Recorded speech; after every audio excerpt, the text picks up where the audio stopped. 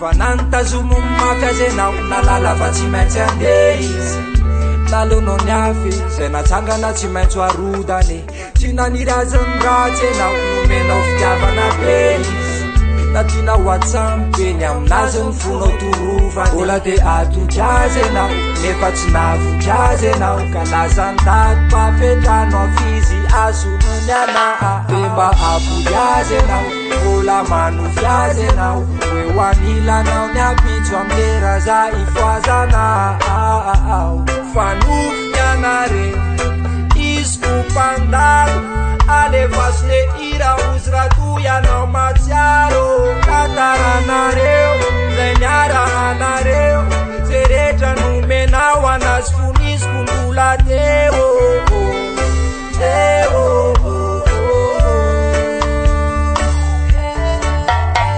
de ndraindray tafatonina anazy anao refirery manginina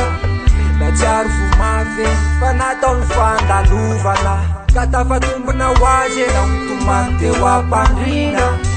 ka lasa mivavany nanonona fivalozana izy natody azy anao nefa tsy navoky azy anao ka lasa ndaty mpapetrano afizy azonony ana de mba apody azy anao mbola manofy azy anao hoe ho anilanao ny apitso amlera za ifoazana fanofy ny anareo izy ko mpandalo alevasle ira ozy ratoy anao matsiaro kataranareo zay niarahanareo zay rehetra nomenao anazy fonisy kombola teo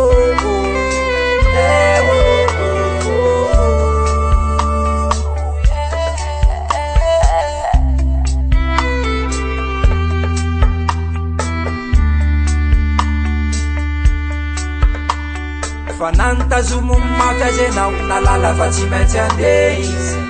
nalono ny afy zay natsangana tsy maintsy arodany tsy nanirazany ratsy anao nomenao fitiavana be izy na tianao atsampeny aminazy ny fonao torovany mbola de atoky azy anao nefa tsy navoky azy anao ka lazany daty mpapetrano afizy azonony ana de mba apody azy anao mbola manofy azy anao hoe ho anilanao ny apitso amlera za ifoazana